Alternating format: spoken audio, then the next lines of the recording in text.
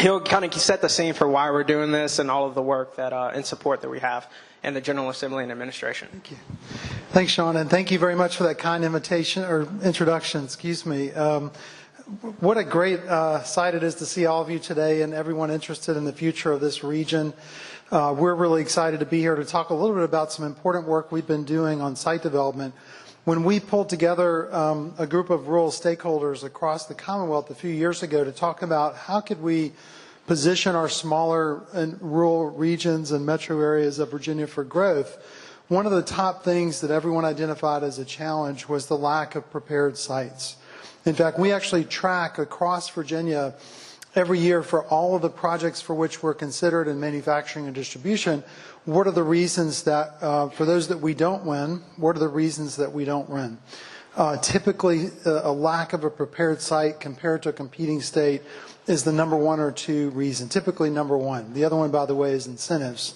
North Carolina in particular often offers several times what Virginia offers for comparable economic development projects. Sites, though, is something we can really do something about.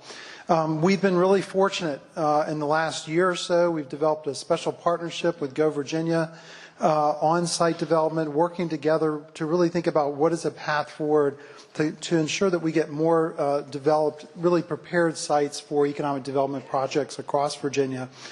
In the last year, the General Assembly gave us $2 million with which we were able to characterize every identified development site in the Commonwealth of 25 acres or higher. We now understand what is the tier level of all that's 466 sites, by the way. What's the tier level of all those sites?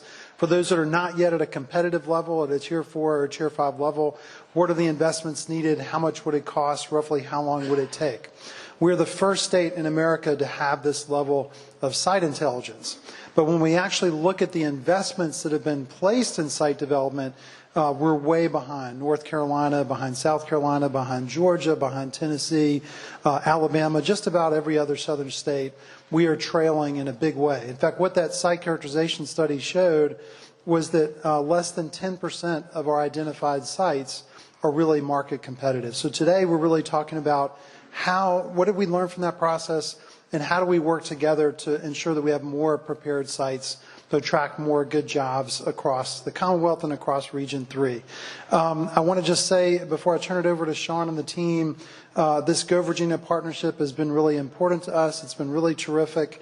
We're now going to have a really dramatic increase in availability of dollars from the Virginia Business Ready Sites program. We're expecting to go from less than $1 million a year to about $10 million a year at the state level. GOVA Virginia recently adopted a new policy to encourage more site-related grants. There are also two recent pieces of legislation passed last year to support utilities, particularly electric utilities and natural gas providers, to really get involved. So we're going to have several different pools of dollars to draw from, a big opportunity to work together to prepare more sites for high-quality manufacturing projects. So again, thank you all for coming today. I'm going to turn it over to our economic competitiveness team. Thank you. Okay, so Stephen just talked about half of our slides. So this might be a quicker presentation than we were thinking. Okay, so we're going to tag team this. So I'm going to kick it off and talk about why sites are important, setting the context. And then our senior analyst, Cole, is going to walk us through what we found in this process. So as Stephen mentioned, we looked at 466 sites around the Commonwealth, so including 103 localities. We worked with 3 engineering partners, some of whom are here. So I see Timmons, Mack, and Joe Hines, and then Dewberry, see Sean somewhere, and then Draper Aiden were essential partners as we looked at the physical potential for each site. We also worked with KPMG's site selection consulting team to make sure that we had a picture not just of the physical attractiveness of a site, but also how competitive is the region or the location when it comes to talent, which we talked about this morning, when it comes to quality of life and a number of other factors. So we'll talk through that. And then we'll turn it over to John Loftus, who runs our Sites and Buildings Manager. I'm supposed to stand over here. Our Sites and Buildings program, to say, what can we actually do with this information? How can we access the existing resources that are already available across the Commonwealth so that we can start developing these sites? And so we'll cover all of that in the next hour, hour and a half. But if you have questions as we go through this, please stop us and we can address it, while we're on the slide or while we're on the topic. Make sense? Okay, so first, why do project-ready sites matter? So I think this is actually a perfect segue or a perfect setting because we already talked about talent. With the GoTech and the Southern Virginia Innovation Center, those are great opportunities for us to market to other prospects about the talent in Region 3. We're going to talk about sites today, but sites and buildings are important. And we also know that having a supportive business climate and an attractive quality of life are very important when we're talking to prospects. One thing when we're setting the landscape, prospects are looking to move quickly. And so this slide just looks at some of the some well-known brands and companies and saying, okay, well, from initial contact to the economic development community to an announcement, to a public announcement, how quickly are they moving? And so you'll see all the way on the left-hand side, and our clicker works, you have Boeing, which took just 2 months from contact to announcement, to even some companies like Rolls-Royce here in Virginia, who want to move very quickly. And by moving quickly, what they want to do is lock in a place and then start building or be up in operations sooner rather than later. And so this sets the scene for why having project-ready sites matter and what companies are looking or prospects are looking for when they're looking for a location. Okay, so as Stephen mentioned, did an analysis and we said, okay, well, does this really matter? Does this really have an impact in Virginia? What does it mean to citizens of the Commonwealth? It means a lot. So over the last 3 years, just by our estimate of looking at why we lost projects, we lost about 65 projects during this time period because we didn't have enough project-ready sites. And when we added up how many jobs and capital investment that meant we lost out on, it's almost 19,000, almost 20,000 jobs that we lost out on and over $5 billion in capital investment. And so that's the real impetus and the real reason why we're here today is to talk about how can we put ourselves in the best position across the Commonwealth and in Region 3 to land these deals, to win these projects and create good paying jobs for the region. Okay, before we move forward, when we talk about project-ready sites, we're talking about a specific type of sites and a specific type of development. So when we have raw land on the left-hand side, that's what we're considering a Tier 0. Tier 1 and 2 means the site's controlled for marketing and development. But what we're trying to get to, and we want to have more project-ready sites around Virginia, are the ones that have the infrastructure that can be in place in 12 to 18 months. And so there's a lot of work that is involved from coming from the raw land to this project-ready status. But that's the whole point of this effort was to understand what does it take to get each site around the Commonwealth to this project-ready level, and then how much is it going to cost, and then what can we do about it. Another point of context is just when we went through this process, we worked with KPMG, as I mentioned, their site selection consulting team, to understand their process or a representative approach that a site selection consultant would take. So starting on the left-hand side, a consultant or a company is going to send out an RFI to either VEDP or to your local and regional economic developers. They're going to have a list of requirements and ask, do you have a site that meets these criteria? There's a filtering process that occurs, and then we, at least at the state level, are going to respond and say, hey, we have these sites that meet your criteria. So the importance of information, of accurate and reliable information is critical at this stage. And then when we send it to the company, they're going to say, okay, this site meets our needs. Does the location meet our needs? Does it have the workforce within a reasonable drive time? Is it an attractive place to live? And also, is it a supportive business climate, as I mentioned in the first slide? And so we took this lens, this site selection consulting lens, as kind of the framework for this whole effort that we conducted this past summer. Okay, so a preview of the results, as I said, before turning it over to Cole. Do we have enough sites? And Stephen talked about this one before. Nearly 90% of Virginia's economic development sites are below project ready. So remember, we had Tier 4 and 5s project ready. That meant 90% are below that. So either raw land, Tier 1, Tier 2, Tier 3. The practical implication is that it's going to take a while for a company or a prospect to be up and running. And so what we want to do is make sure that we get more of these project-ready sites available so that we can go and market to our prospects and respond in a timely manner. Kind of hard to read, but when we look across the Commonwealth, we broke it down by each region and the tier levels and the development status. And so Southern Virginia is this third or fourth row. And you can see there are 51 sites in Southern Virginia, which is, relatively strong portfolio. And there's also 8 project-ready sites, so Tier 4 to 5. But what you look at is like, okay, well, what's in the backup? You start seeing the Tier 3, there are only 2 sites that are kind of waiting to be in that project-ready development status. And then most of the sites are tier 0, 1, or 2. And so there's still some work to be done to make sure that we have an adequate supply, an adequate pipeline. When we look at just the region in particular on its own, you see that there's, excuse me, we do, like as I mentioned, have an adequate stock, but when we start looking at the tier 2, the tier 3, and tier 2, there's a lot more work to be done and investments that can be made to expand this portfolio and be ready for future projects. Okay, last slide before Cole comes up. So just a rough framework that we try to share with all of our economic development partners when we talk about site development. It may not be for every region, it may not be for every locality. So first step is to say, okay, well, what's in your strategic plan for economic development? Are you focused on sectors that need sites? Are you focused on sectors that would benefit from having project-ready sites? If you're focused on IT, maybe a building strategy is more appropriate. But we want to make sure that everyone's thinking about what are we trying to accomplish as a region or as a locality first. Then the second step is just identifying if sites are integral to attracting companies, and then determining if there are enough project-ready sites in the portfolio. So as I mentioned, like site development may not be for everyone, but as we've talked about today, the types of companies that that we're building out a talent pipeline to support are companies that are going to look for sites that are connected to infrastructure, sites that can be developed rapidly, so that they're up in business, up and running. Okay, so with that, we'll talk through what we did with this project over the summer. There you go. Thanks, Sean. So today I'd like to present one resource that VEDP has put together, one framework to help regions or localities make site development decisions. So one key part of that is the physical side. So we worked with 3 engineering firms, Timmons Group, Draper Aden, and Dewberry, to analyze the 466 sites in Virginia, above 25 acres, look at their topography, look at their geology, look at the floodplains presence on the site, as well as how connected those sites are to utilities. We also wanted to look at the location around the site, how competitive that site would be for attracting different types of projects once it reaches project-ready status. To do that, we created 4 separate deliverables. One, our site characterization reports.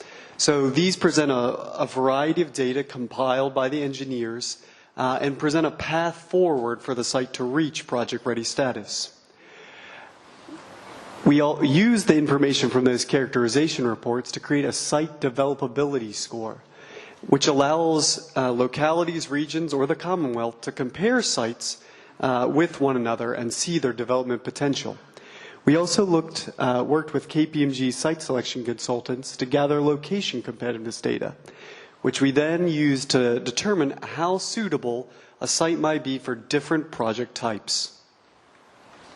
So let's take a closer look at these site characterization reports. So they include information on the utilities, build-out potential, and other information that could be useful when determining how to develop that site. Importantly, they also provide a pathway to project-ready status, listing diligence items or utility construction that may be needed to reach that Tier 4 or Tier 5 status. However, as those characterization reports vary widely, they're a good tool for determining how to develop a particular site, but they're not maybe the best tool for comparing sites with one another. That's why we created a developability score to help determine how sites' potential relative to one another. So we see the developability score is independent of the tier level. So it's not how ready the site will be, it's how many obstacles are in the path to the site becoming ready. And we worked with a large advisor group with stakeholders from across the Commonwealth, whether that's in rail, fiber and broadband, private development, local or regional economic development, or power companies to determine what factors are most important when we're looking to develop a site. This is the rubric we came up with. So you can notice here that there are 10 factors, each with different weights. So the way we started this was, all right, each weight will be 10% across the 10 different categories. But the site's advisory group said, well, some of these factors represent higher costs and larger amounts of time than others in site development. For example, transportation access is critical for all site types. And it's also one with long lead times and can be quite expensive to accomplish. So that received a weight of 15% rather than the usual 10. By contrast, natural gas is not needed for all project types. So it received a weight of 5%. So these developability scores are a tool to use to help determine which sites might cost the least amount of money and the shortest amount of time to reach project ready status. And it looks like the tool is pretty effective. So if I were to take a GOVA Virginia Region 3 site at random, it might take about $5.7 million to reach project ready status. But if instead I only look at GOVA Virginia Region 3 sites with a median developability score, a developability score above the median, costs fall by more than 2/3. That would only cost about $1.1 million to reach project ready status. On the other hand, if we look at sites below median developability, we see the costs are quite high. All right.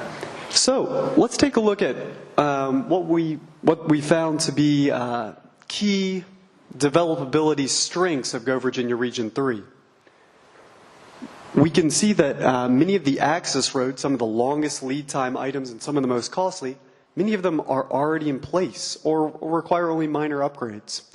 We also see that fiber and broadband can reach many of the industrial parks and sites of GOVA Region 3. That's thanks to the efforts of our friends over at NBC.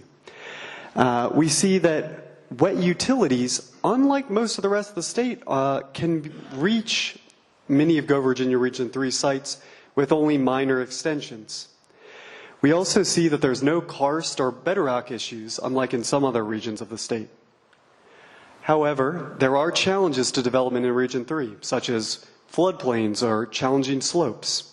We also see that power and natural gas availability are the main utility challenges for sites here. Let's move along to KPMG. This is the location aspect of site development. So KPMG looked across 8 broad sectors to see how each site would be attractive to projects there. Let's use super projects as an example. So KPMG said large auto parts manufacturers would be a good example of a super project. So what they did, they said for all sites out of the 466, we'll only consider for super projects those who have over 500 contiguous acres and have over 100,000 workers within a 60-minute drive time. What they did next was compare all sites that met those thresholds across 7 categories, with about 23, 24 subcategories. And those range from labor force size to labor cost, quality of life, or transportation measures. If we're looking at the weightings over here, we might see that they're different, and that's because they vary depending on the project type. So for distribution and logistics projects, transportation would be more heavily weighted, while for mega or super projects, having the workforce to accommodate those projects is key. So talent availability would be more heavily weighted. KPMG identified some key strengths of GOVA Region 3. One of them was labor costs. Within the state of Virginia, GOVA Region 3 is highly competitive on labor costs. We also see that there's a strong manufacturing base within the region, existing manufacturers, as well as a highly qualified workforce. We also see that there's low cost of living, and that helps people to move here and reduces upward pressure on wages. We see that KPMG also identified some challenges for the region on location measures. The key one was a relatively small workforce. We also see that for some project types, lack of immediate interstate access, or kind of the relative distance to the port or major airports could pose a problem. So let's put this all together. On this vertical axis here, we have the site developability score. And remember, that refers to how easy and how quick it will be for that site to be developed. On the horizontal axis, we have the the sector-specific location competitiveness score. So we're looking here at small advanced manufacturing projects. You know, a site having a competitive score for small advanced manufacturing projects doesn't necessarily mean it'll be competitive for distribution or logistics projects. And we're looking at a particular geography. So this is GOVA Region 3. Okay, so we can see here we're using the median score for both location competitiveness and for site developability. That means the sites that are in this upper right-hand corner present excellent potential for future investment. They're both relatively fast and cheap to develop and stand a good chance of attracting a prospect once they're project ready. In this upper left-hand corner, we think these sites have some good potential. They're relatively fast and easy to develop, but might struggle to land a prospect quite as quickly. And we at VEDP want to help you with some of these sites, and programs like our Virginia Talent Accelerator program can help assuage companies' workforce concerns if they had any. We also see in this bottom right-hand corner sites that are very attractive according to KPMG's metrics, but might be quite expensive to develop. And we recommend that you perform due diligence on these sites to get a better understanding about the cost picture so that we can kind of weigh the costs and benefits of development for those sites. Sites in this bottom left-hand corner look like they face some challenges to development and maybe shouldn't be the first priority. So let's go live now to some data from Region 3.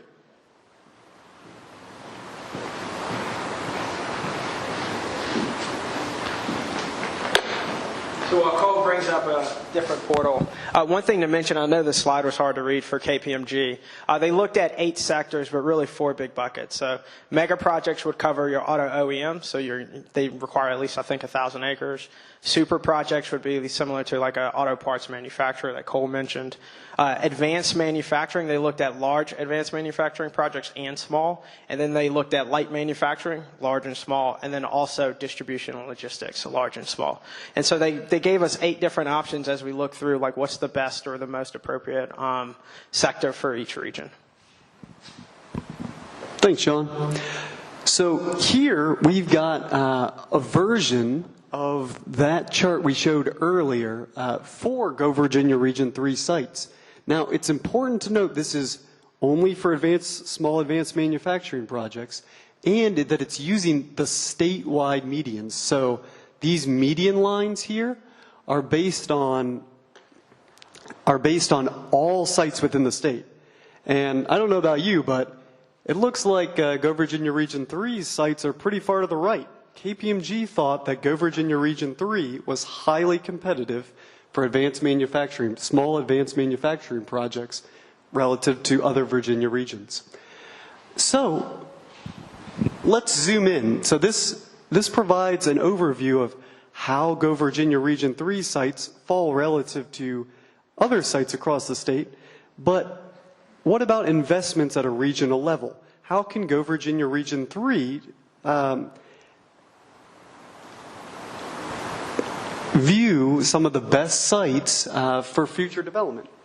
So we can see here, these sites in green, and again, these colors just match up to the 4 quadrants we showed earlier, with green being attractive from a location and site perspective, and yellow being attractive from location or site perspective, red being a site that faces challenges from both perspectives.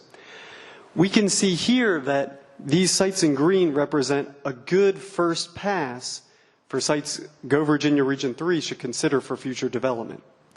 Now, to help put together this resource, we can look at it at a GOVA region level, we could look at a REDO level, we could look at within a locality. So the more that we're able to aggregate this data, the more powerful it becomes. So we really encourage you, if you're a locality, to share with your REDO partners or your GOVA Virginia region partners so that we can all make more informed investment decisions. That said, this chart is a really valuable resource for helping determine future investment in sites. But it's not the full story. So let's take a look at some other factors we might want to consider before determining investment. Those things could include industry cluster concentration. Many manufacturers or distribution firms like to locate within distance of each other because of the trained workforce and the existing capabilities. We also see recent project wins can help create a virtuous cycle where wins denote that, hey, if my competitor is succeeding there, I could as well. And another factor is regional impact. Regions, localities should consider where their investments could do the most good within the region, as well as community commitment. Communities highly invested in site development, communities ready for additional site development, that provides additional oomph to getting these sites ready and ready to attract businesses. So now that we've kind of established a framework for looking at how to determine which sites might be great candidates for future investment, how should we start investing? VEDP recommends looking first at due diligence and soft costs, as that helps understand the cost structure of developing that site and letting you understand kind of the timeline and the obstacles to site development so you can make more informed decisions on which sites to raise up to project ready status. I'm going to turn it over to John Loftus from our Sites and Buildings team, and he'll tell you a little bit more about. Yep. Thanks, Cole.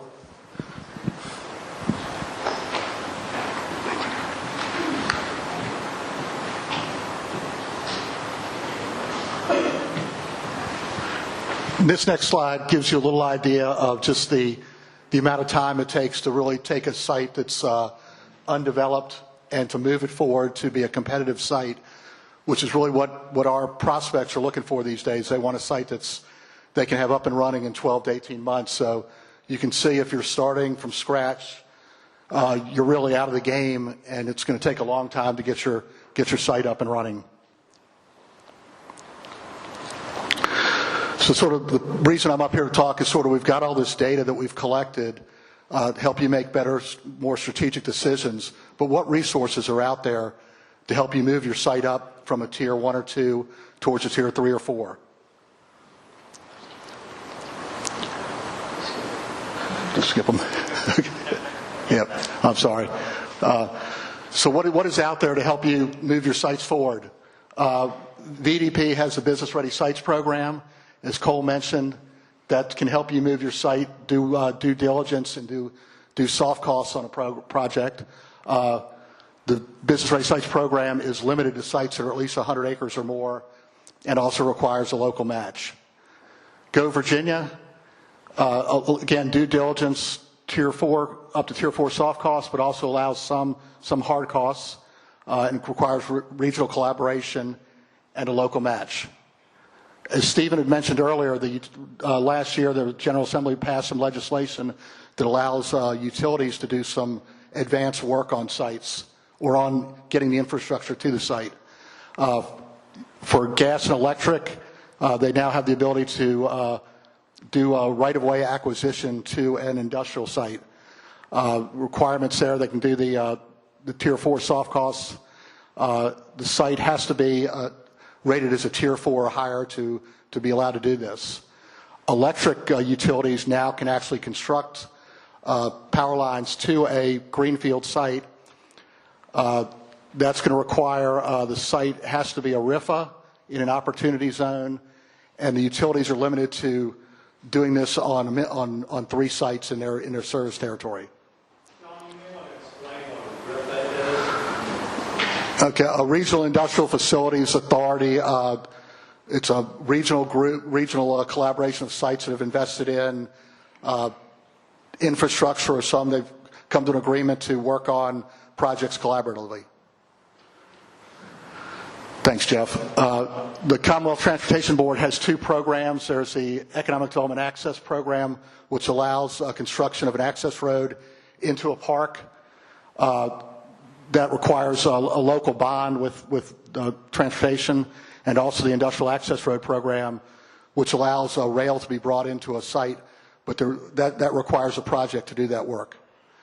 And then finally, I think almost all of you in this room are familiar with the Tobacco Commission and the funding that's available through that program. Just a little comparison of the Business Ready Sites program that VEDP administers and GOVA Virginia, sort of some of the things that differentiate the VEDP program. That funding is available to just a locality-owned project, does not require any regional collaboration. Business Ready Sites program has two funds. One is for characterization. Stephen mentioned that we had just gone through our site characterization initiative. We feel like we've probably accounted for 95% of all the sites in Virginia that are industrial or in the comp plan for industrial and are over 25 acres. So we don't see a lot of need for characterization going forward, but there is money available if a new site comes available or if somehow we miss something during our program. And then there is the site development grant that provides up to $500,000 to advance a site from one tier to another. And as I mentioned earlier, VEDP's program is strictly dedicated to site development, and it's available just to a single locality property. Excuse me. Just a little bit about the GOVA Virginia funding. Obviously, it promotes job creation across locality boundaries. Not every locality has or needs a competitive site. Collaboration lowers the cost of development, can focus on sites with the fewest obstacles, and the multiple localities can come together to reduce the costs on one independent locality. And this getting this funding together in a collaboration can shorten the timeline to get a site developed. A little bit more about our Business Ready Sites program. Again, the characterization grants are up to $5,000 to do the assessment of an individual site. And as I mentioned, and that's a rolling program. We accept applications just whenever somebody's ready to enter the program, and we work with an engineering firm to assess a site.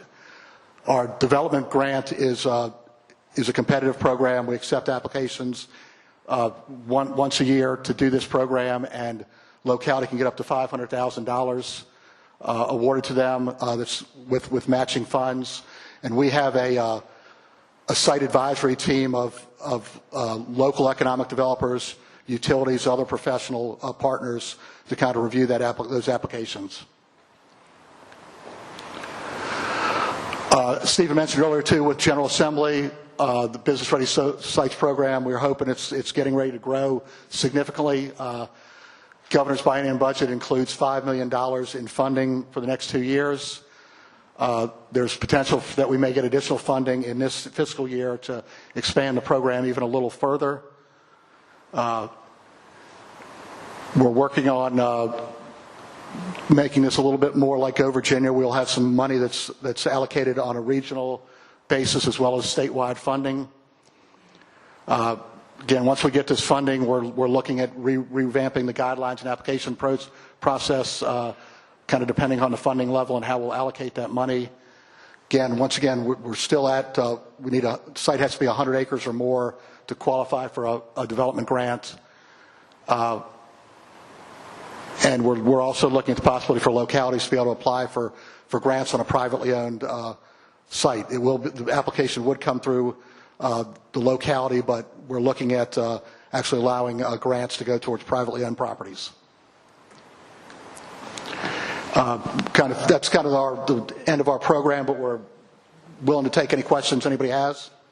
I was going to wrap up real quick just with a quick synthesis because I know we kind of zoomed through some of these charts and graphs. But, I mean, we talked at the beginning just about why project-ready sites matter.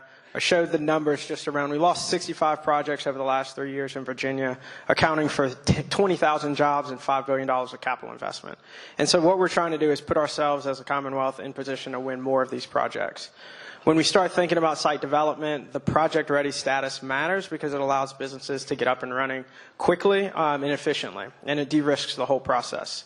And so when we looked at Region 3, we saw that Region 3 has quite the stock of project-ready sites, so there are 8, but the pipeline looks like there can be some work and some focus. And then Cole showed a number of charts that shows how we can start like wading through the 466 sites in our study, but also the 50 or so sites in Region 3. And just how do we prioritize that? And so working with our engineering partners, but also KPMG, we created that 2x2 to where the upper right-hand corner showed what the most attractive or kind of the best opportunities for investment, where they lie. And so with that, there are funds available that John Loftus talked us through at the VEDP level, but also Go Virginia.